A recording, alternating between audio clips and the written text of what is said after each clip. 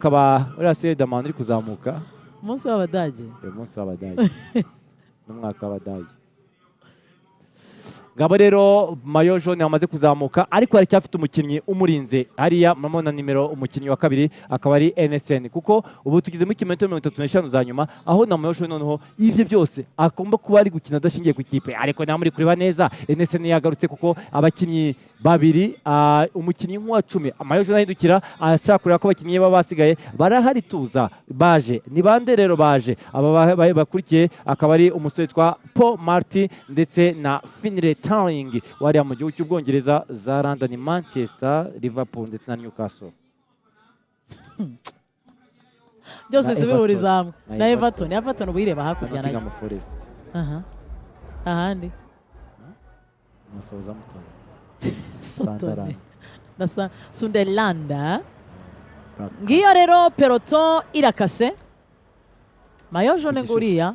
Kase ku gishushu. Mu gihe nubundi Awets ari kumwe na Martins bo bamaze gufata umuhanda ujya hehe ujya Nyarutarama. Kilometero 30 za nyuma zisiganwa, kilometero 30 zo kureba ninde utwara etape, kilometero 30 zo gushimangira kwa Kreski Moritz uko aba umunyabureo gatatu mu mateka utwaye Tour du Rwanda nyuma ya Joseph Peter Blackmore w'Umwongereza na Christian Rodriguez w'Umuespanyol.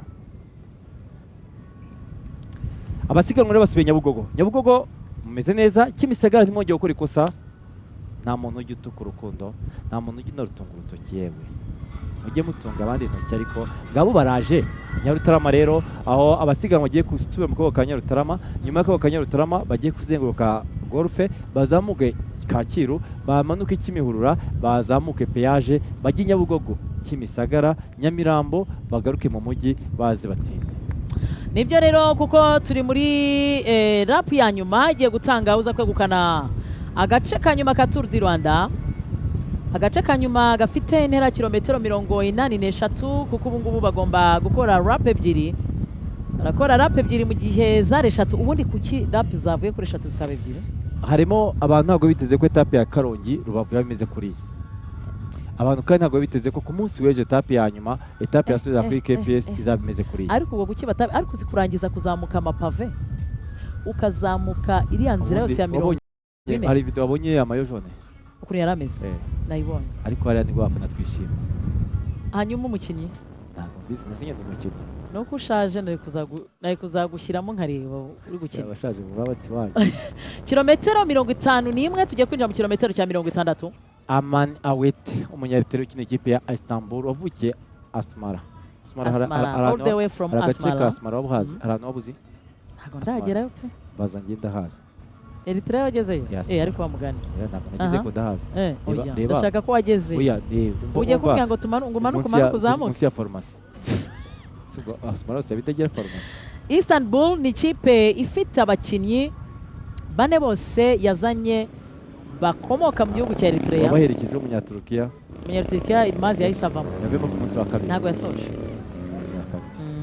nta n'indi mpamvu yamukuye munsi wa mbere ahubwo umunsi wa mbere yayisavamo muganga yagezeyo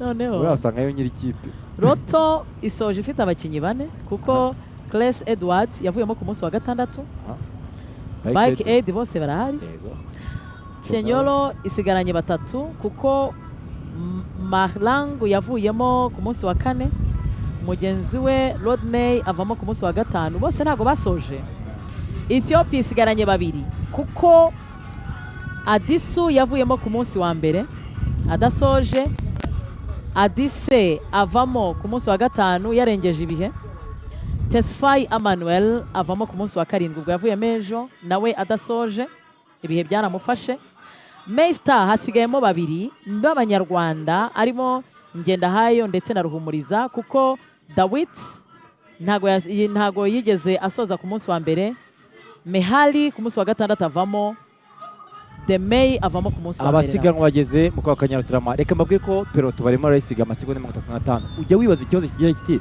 ni gute bose bari kugenda ariko bamwe ibihe bikagabanuka peloton ikina iby'ingenzi breakaway ikina byose kubera ko ibirwana n'imbaraga zose kugira ngo ire kwasiga peloton rero yihorera kuki rero ikoresha byose baba bagiye kureba ko batwariyo etape cyangwa bagatwara intego ziri mu nzira cyane ayaba sprint cyangwa se imisozi niyo mpamvu peloton yo ibita bikeneye yo irareka igakina Ariko ibihe kilometero 25 za byashizemo nyuma. amasegonda Amasegonda 35. reka mbabwire ko abasiganwa baramanuka Kimihurura bari kumwe baramanuka na Kimihurura rimwe ariko nibaza Cyakoze reka nkubwire. reka mbabwire nk'umuntu ukunda uyu mukino ndifuza ko basubirana kubera ko ndashaka amatake ya peloton ndashaka ko aramwatatse aramugabye bageze mu mapave oya ubu ngubu peage bagomba kuzamuka bari kumwe bose kuko aba bakinnyi bagiye kubafata turajya hano kuri kugeza imbere yo kumanuka rip abagenzi cyane ntabwo barandika peloton cyakoze reka nkubwire igare ni umukino igare ni umukino mubi mubi uzi impamvu ari mubi se ibaze kuba watangiye ufitemo umunota urenga hafi iminota 2 uribuka ko ariko ko turi hanze ya Kigali iminota 5 yagiye reka mbijyane muri football ubundi peloton ikora remontada mu isiganwa peloton ikora remontada iminota 5 bagahita bayimira bakaba bayimazemo aba bagiye gukata bajya kuri golf niba ntibeshye sibyo yes bamaze yego bakase bajya kuri golf bagiye kuzenguka golf ariko nababwira ko na peloton rero hafi ngaha igishanga cyacu ngaha iwabo aba VIP zibakayishema quartier VIP no quartier remereye no mujyi wa Kigali iyo urebye usanga nkwiriye kuhaza cyane naratinze nakwakira wayibonye NSN nifashe ibintu mu biganza byayo ndabona ikipe ya Rembe nayo ifite umukinnyi Johannes wa kabiri bakaba rero bari kuzenguruka golf amakuru ahari nuko uyu mwaka golf cya kibuga cya golf kizakira imikino nyafurika ya golf circuit ku myobo yayo 18 ubu natangiye kwihugura myobo 18 myobo 18 shaka kwihugura rwose ntabwo umujyi wo uvuga umukino umwe gusa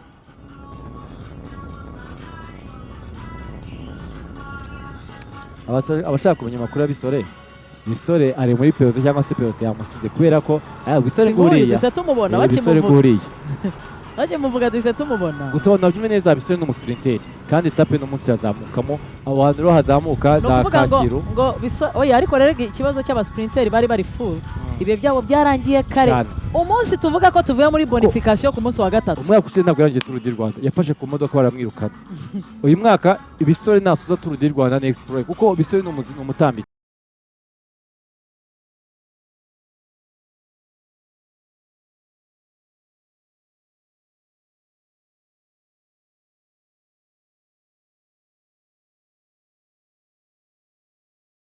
ahubwo buriya Bisore urabizi wamujyana muri Cameroon cyangwa muri Grand Prix Chantal Biya yaba agenda cya Chantal Biya abanyarwanda areruye abaganyanyagira cyane ngiyo rero NSN ndetse na Rembe NSN rero akaba tubabwira ko mwabonye ko umwe mu bakinnyi bayo twababwiraga ninde ni umukinnyi wa NSN akaba ari Mark Zak we yasigaye kuko akazi ke yagakoze ubu rero ni umwanya ko abitwa ba Finire Tering ndetse na Multiple bafasha kuko Itimane ntago agomba kuba gusa ikipe ya Rembe irahari Rembe rwose yaranungwe abakinnyi bane ba Rembe umunsi wa nyuma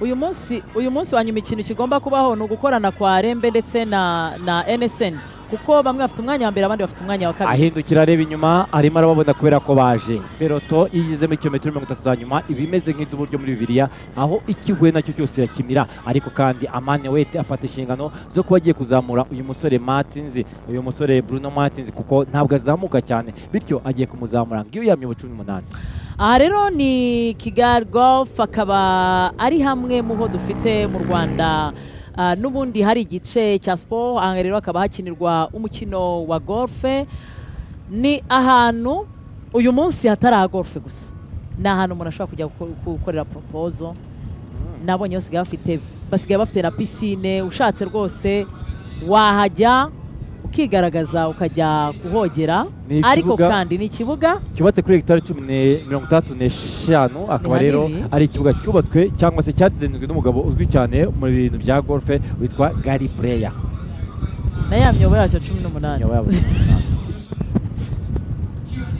Yes, what you're seeing on your screens, that is Kigali Golf Course, one of the vibrant and at the same time a lush, vibrant sanctuary nested in the heart of Rwanda's capital, spanning 65 hectares of over like 160 acres of the land in hills of Kigali.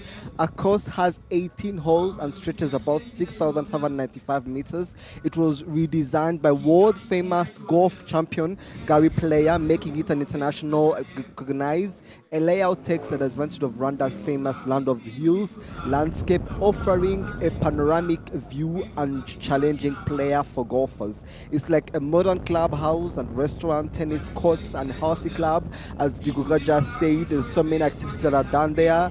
If you want to propose, never seen one, but that can be a good idea. Like a beautiful space to go and have members have an opportunity to sit, meetings and dinners and all that. It's one of the luxurious modern places that we do have in the country, and that is Kigali Golf Club.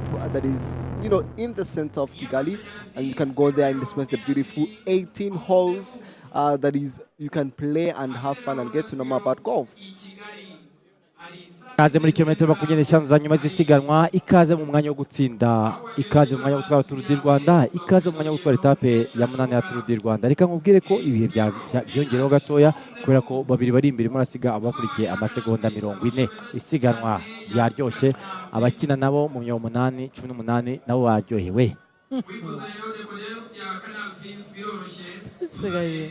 Ahitamo yamwatakaria yambaye umwenda w'umuhondo ku munsi w'ejo umunyabrazil kuri Copacabana yararyohewe, ariko nese ndagushaka kurekura Ribeiro. Copacabana ngo ari ibintu byose. Copacabana nozegiyeyo agiye mu gikombe cy'isi ende agiye mu gikombe cy'isi agiye mu gikombe cy'isi ageze yaharebye Copacabana yasanze ari ibintu byose. ngo ntabwo yigeze ajya muri stade, yareberaga gukora iki, yareberaga hanze ku ma ecran aho kugira ngo yinjire. Mu kanya twabonaga Rossi Joao Pedro wari wisemo gufata umwanzuro wo guhaguruka kugira ngo ashyushye peloto. akaba ari Ribeiro, akaba yarazamutse icyo kipe ya Quick Step yaba yaryoye, ikaba ishaka no kwiyongeza byose. Gusa rero ataka imwe ihagije ko ubu no ukuvuga ngo byese bigorana cyane. Abantu bumve impamvu ntacyo abantu bakoze breakaway babatwaye, nta yone uriyo hariya. Abakinnyi bagiye ibihe bafite ntacyo byakora kuri mayo jaune, ariko hibeshya akagira umuntu ugenda. Reka nkubwire ko ataka ebyiri zihagije ngo bari abakinnyi bafatwe, ariko reka turebe niba ibyo Ribeiro ari gukora byatanga umusaruro mu gihe cyo abasiganwa barimo baratambika hano berekeza kuri kilometero 55 bagiye kuzamuka Minagri. Abona bakaze ku rugo. Akaba rero n'ubundi Ribeiro niwe uri gukurura. Ese Quick Step bari gutegura igitero shuma cyangwa se bari gutegura cya gitero simusiga? Reka turebe rero dushimira polisi aha imoti igomba kubihari. Niba hari abantu bo gushimirwa n'inzego z'umutekano ahantu hose twagiye yari amahoro. Abatembera Kacyiru igikoresho cy'amapine abiri cy'ikurundi rwego, abatembera baratembereye amasaha yose. Ngo hari umuntu mwahuye akubwira ari kuri telefone, ni wowe ninde? Ngo mu gicuku cy'ijoro avuga ati se ko ndi kuri telefone nkabona nta kibazo. Oya n'umunyashyi yakuse siguriye se yego yari ese ati ntacyo bari we nushaka ugende mu ishyamba ubona ugende ubereka uti ishyamba ubona ugemo tino dari ni nta kibazo wagira. Ndetse wazo ko ufite na internet. Inzego z'umutekano mu Rwanda rwose. Abasiganwa rero barimo baratambika berekeza no kuri KCC, bagiye kumanuka berekeza Kimihurura. Ko nenabwiye abagize cyaha bakimihurura ko bari buze kwandika peloto, mbona agiye kwandika abakinnyi babiri. Ubwo bandika Wet ndetse na Batins. Abahinde bo kuri Rompuwe, abahinde bo kuri Rompuwe barandika peloto. Bose baraba bagezeho mu kuzamuka peage. Abahungu amasegonda 40 arapfira peage kubera ko tugiye kubona amatake, kuko abakinnyi baraza kwirinda kumanuka Nyabugogo rwose baza ari nako aweta ahindukira peloto iri hafi kuko n'amasegonda 40 amasegonda 80 umuntu abareba. Reka mbabwire ko aramutse abaye atake ndabona ari amatake nyuma muri peloto. Ikipe ya Rembe ikaba ifashe siganwa mu biganza byayo, ibi byose biragiza kuginga kwa ikipe ya kuri break y'abakinnyi babiri, ariko ahita ahagarara. Izi ni za atake zo kureba ngo ninde dufitanye gahunda, nijyanye yo kuvuga ngo reka ntereme ibuye ndebe ikigize gute bya bindi nyine. Akaba rero ibyo byose ariko bigira ingaruka cyane kuri break, kubera ko utu tuatake twatu nato tuzadutuma ibihe bye bimwe hagati bigaruka, kubera ko peloto yari yatuje, peloto yicaye itikora reaction. Abasiganwa bakasira no kuri Kigali Convention Center bagiye kumanuka bajya gushaka. Ndabona mu gishyamo yize, ndabonamo Moza Eric, ndabona Enoki Mruhani, ndabona Uidwai Mike. asa neza ibiti rwose aratoshye. telefone ufite ukatubwibutsa bw'ino Tour du Rwanda kuko urafata iyawe ariko ukanayireba kuri televiziyo Rwanda. Iyo rero peloto iri kumanuka ku rwego rw'igihugu rw'ubugenzacyaha RIB hano Kimihurura, bagiye kumanuka rero bajya gushaka peyaje ndetse no mu mujyi Nyabugogo mwiteguye kuko igare rije kubasezeraho nyuma mu kanya ko ryari rimaze kuhanyura ribasuhuza.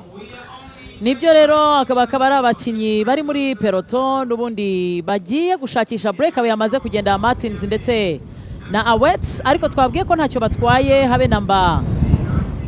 Iyi peloto irimo mayo jaune kuko mayo jaune mu bakinnyi bamuhangayikishije ntawe urimo kuko bahatanye ni aho isiganwa rigeze ni kamwe mu Rwanda kagira umuyaga mubi kuko uyu muyaga nicyo bita vent défavorable, ni wa muyaga uhuha ukura abakinnyi mu muhanda, bityo abakinnyi cyo basabwa kugira ngo umuyaga abashe guhangana nabo ni uko bagomba kujya muri position aerodynamique cyangwa se uburyo bwa buryo twabwise ngo ni forume bunyoni kugira ngo umukinnyi abashe gutengera mu muyaga. Niyo muri kubyumva namwe nizeye ko kambiyansi ko umuyaga kari kubageraho murabyumva ko ntabwo ari hose turi kumva uno muyaga.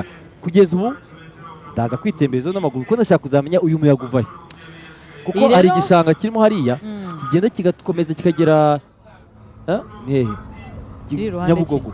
Ubona iki gishanga kiri hano hasi mu abakinnyi bagiye kwambukira peyaje, hari cya gishanga kimanuka kigacamo hasi kikagera kikazenguruka kikajya Nyabugogo, niho umuyaga uturuka. Icyo gishanga kigiye kuba amateka kuko bari kugikorera, kizaba kimwe mu hantu ho gusura mu bice nyaburanga by'umujyi wa Kigali. Nababwiye ko rero peyaje ntabwo tuza kuba dufite abahinde bo mu mujyi kuri rompoint ntabwo baza kwandika break ya babiri, barimo barabareba barya gabo rero peloto ibafatiye neza Sopetrade ibintu babyumvikana ariko Nicheze kwa mwiche murukunda ngo iyo rero ni Kigali nziza bari kuzenguruka ifite kilometero kare 730, hanyuma kandi Kigali abayituye apana baza kuyikoreramo bagata abayirirwamo bakayiraramo, irifite abaturage icumbikiye nibura barenga 1,000,000 n'ibihumbi 700 ushingiye kwibarura riheruka. Ikaze mu kindi cyo cya Tour du Rwanda, peloto no iri kumwe. Bayibonye ko rero peloto yose iri kumwe. Nabwe kwibwiza ibyo byiza muri kilometero 25 za nyuma kuri ko tugiye kubona amatake hato na hato.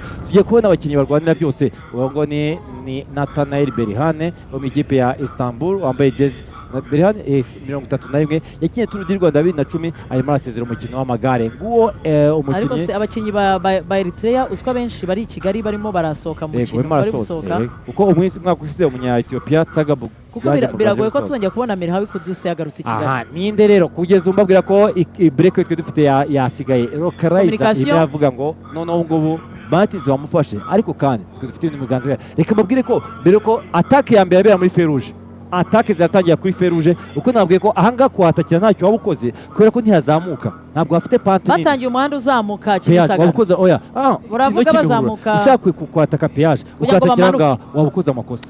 Ahubwo ikiza nuko umuntu mwatakira neza muri Feruje kuko hahanamye ntago abantu bose bakurikira attaque yawe, noneho ukahita uprofita kumanuka. Feruje zahe? Feruje za peyaje. Feruje bazirenze oya ntago barazigeramo, iza Sopetrade nizo barenze. Uravuga Feruje ya kabiri ifite joint ushaka kuzamukamo ujya mu Kiyovu ndetse n'ayo umanuka hasi. So nuko ngo hariya kwa hanamye hahari kuva kuri Feruje kujya kuri Sainte Famille hariya ni ufite imbaraga nuko ngo ni ufite imbaraga ibyiza no kwakora